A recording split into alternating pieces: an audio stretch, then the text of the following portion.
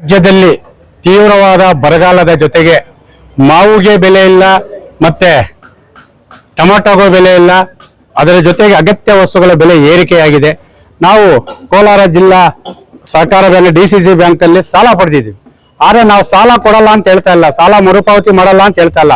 ನಾವು ಕೇಳ್ತಾ ಇರೋದು ಮಧ್ಯಮಾವಧಿ, ದೀರ್ಘಾವಧಿ ಮತ್ತು ಸ್ತ್ರೀಶಕ್ತಿ ಸಾಲಗಳು ಏನ್ ಸಾಲ ನಾವು ಪಡೆದಿದ್ದೀವಿ ಅದನ್ನ ನಾವು ಮರುಪಾವತಿ ಮಾಡ್ತೀವಿ. ಬೆಲೆ ಕುಸಿತವಾಗಿದೆ, ಅಗತ್ಯ ವಸ್ತುಗಳ ಬೆಲೆ ಏರಿಕೆಯಾಗಿದೆ ಮತ್ತು ರಾಜ್ಯದಲ್ಲಿ ಬರಗಾಲ ಇರೋದ್ರಿಂದ ಬಲವಂತವಾಗಿ ಸಾಲ ವಸೂಲಾತಿಯನ್ನು 3 ತಿಂಗಳ ಕಾಲ ಮುಂದೂಡಬೇಕಂತೇಳಿ ಇವತ್ತು ರೈತ ಸಂಘದಿಂದ ಟೊಮೊಟೊ ಮತ್ತೆ ಈ ಒಂದು ಮಾವು ಸಮೇತ ಹೋರಾಟ ಮಾಡಿದೀವಿ.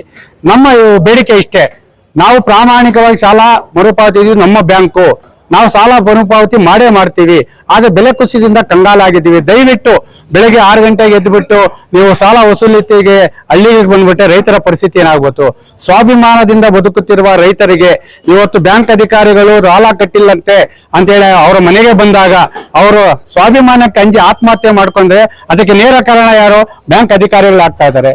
ನಾವು ಕೇಳ್ತಾ ಇರೋದೇನಂದ್ರೆ ಬೇಡ, ಬಲವಂತದ ಸಾಲ ಬೇಡ, ಬಲವಂತದ ಸಾಲ ವಸೂಲಾತಿ ಬೇಡ ಅಂತ ಹೇಳ್ತಾ ಇದೀವಿ. 3 ತಿಂಗಳ ಕಾಲ ನೀವು ಸಾಲ ವಸೂಲಾತಿ ಮುಂದೂಡ್ಬೇಕಂತ ಹೇಳಿ ಈ MD ಸಾಹೇಬ್ ಖಾನ್ ಅವರಿಗೆ ಹೇಳಿದಾಗ ಅವರು ಆಯ್ತು, ನಾವು ಸರ್ಕಾರದ ಮಟ್ಟಕ್ಕೆ ಚರ್ಚೆ ಮಾಡಿ 2 ದಿನಗಳಲ್ಲಿ ನಾವು ಆದೇಶ ಮಾಡ್ತೀವಿ, ರೈತರ ಮತ್ತು ಸ್ತ್ರೀಶಕ್ತಿ ಸಾಲವನ್ನು ವಸೂಲಿ ಮಾಡದಂತೆ ನಾವು ಕ್ರಮ ವಹಿಸಿ ಅಂತೇಳಿ ಭರವಸೆ ಕೊಟ್ಟಿದ್ದೇವೆ. ಅವ್ರೇನಾದ್ರು ಮಾತು ತಪ್ಪಿದೆ ಆದ್ರೆ ಖಂಡಿತವಾಗ್ಲೂ ನಮಗೂ ಗೊತ್ತಿದೆ 80ರ ದಶಕದ ಹೋರಾಟ ಯಾವ ರೀತಿ ಮಾಡ್ಬೇಕಂತೇಳಿ. ಗ್ರಾಮೀಣ ಪ್ರದೇಶದ ಸಾಲ ವಸೂಲಾತಿಗೆ ಬರುವಂತ ಬ್ಯಾಂಕ್ ಅಧಿಕಾರಿಗಳನ್ನು ನಮ್ಮ ಗ್ರಾಮೀಣ ಪ್ರದೇಶಗಳ ರೈತರ ತೋಟಗಳ ಬಳಿ ಕಟ್ಟಾಕುವ ಮುಖಾಂತರ ವಿಭಿನ್ನವಾದ ಹೋರಾಟ ಮಾಡಿ ನಮ್ಮ ನ್ಯಾಯ ಪಡೆದುಕೊಳ್ಳುವ ಎಚ್ಚರಿಕೆಯನ್ನು ಬ್ಯಾಂಕ್ ಅಧಿಕಾರಿಗಳಿಗೆ ನೀಡ್ತಾ ಇದ್ದಾರೆ.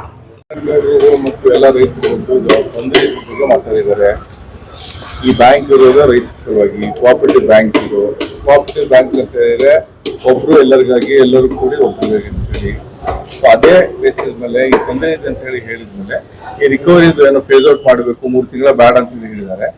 ಬ್ಯಾಂಕ್ ಮೇಲೆ ಅಡ್ಮಿನಿಸ್ಟ್ರೇಟರ್ ಇದ್ದಾರೆ, ಅವ್ರ ಗಮನಕ್ಕೆ ಆರ್ಡರ್ ಮಾಡ್ಲಿಕ್ಕೆ ಮತ್ತು ಕ್ರಮ ಇಡ್ಲಿಕ್ಕೆ ನಾವು ಮಾಡ್ತೀವಿ.